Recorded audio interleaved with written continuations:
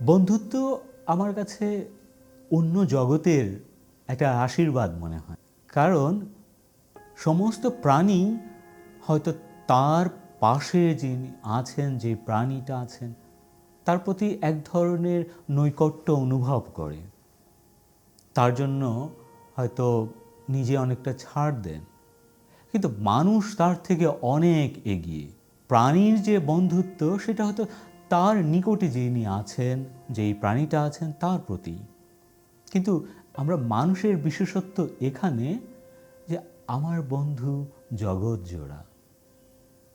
অ্যান্টার্কটিকাতেও আমার বন্ধু হতে পারে, আর্কটিকেও আমার বন্ধু থাকতে পারে, সাহারা মরুভূমির মাঝখানেও আমার বন্ধু থাকতে পারে, এবং আমি সেটা ভেবে নিতে পারি যে সেখানেও আমার বন্ধু আছে।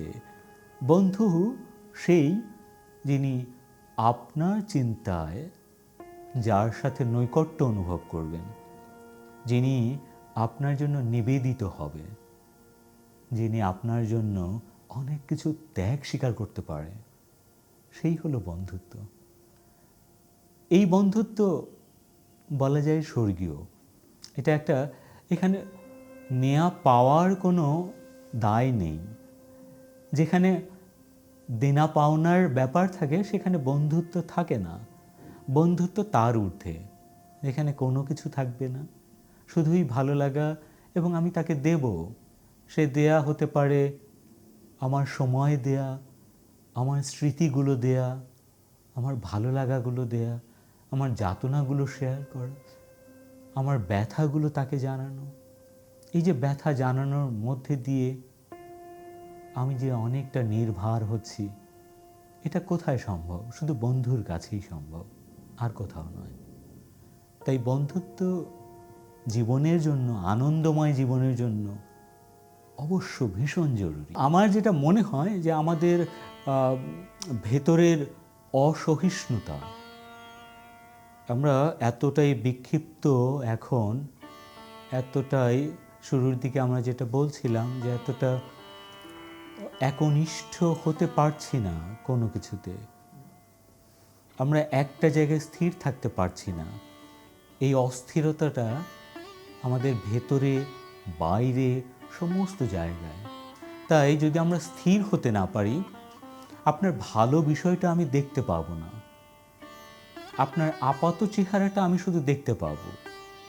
আমার জীবনের সবচাইতে কাছের, আমার কাছের মানুষের বাইরের দিকটাই শুধু আমি দেখতে পাবো। তার ভেতরে ডুব দিয়ে সেই জগৎটা দেখার সময় তো আমার নেই, অতখানি ধৈর্যও আমার নেই। এই যে অধৈর্য, আমরা বাইরের রূপটা দেখে সহসাই হতাশ হয়ে পড়ি, আমরা নিজেদের ধরে রাখতে পারি না, তখন অসহিষ্ণু হই। এইটার প্রভাব তো অন্যজনের উপর পড়বে। তখন তার মধ্যেও সেই অসহিষ্ণুতার বীজ হয়তো নিজের অজান্তেই রোপিত হয়। সেই বীজ থেকে কোনো এক সময় গাছ মহিরুহ হয়, এবং তখনই বিপত্তিটা বাঁধে। আর সেই পর্যায়ে যেতে যেতে জল এতটা গড়িয়ে যায়, কিছু করার থাকে না। তখন আমরা একজনকে বুঝতে পারি না, সহ্য করতে পারি না সহিষ্ণুতার কারণে। অন্য যে ব্যাপার, যে আমাদের পারস্পরিক শ্রদ্ধাবোধ, এইটা আমাদের কমে যাচ্ছে। আমাদের ভালোবাসা সেটা হয়তো সাময়িক, আমাদের প্রেম, প্রচণ্ড আবেগ, সেইটা হয়তো বছরের সাথে সাথে ম্লান হয়ে যায়। কিন্তু একজন আরেকজনের প্রতি যে শ্রদ্ধা বোধ, এই শ্রদ্ধা বোধটা কখনো ম্লান হয় না। কারো প্রতি যদি আমার শ্রদ্ধা থাকে, তার সমস্ত দুর্বলতা, তার সীমাবদ্ধতা আমি অনায়াসে আমি অতিক্রম করে যেতে পারবো, শুধুমাত্র তার প্রতি আমার প্রগাঢ় শ্রদ্ধার জন্যে। আমি তাকে শ্রদ্ধা করি। এর থেকে বড় ভালোবাসা, এর থেকে বড় প্রেম আর কিছুতেই হয় না।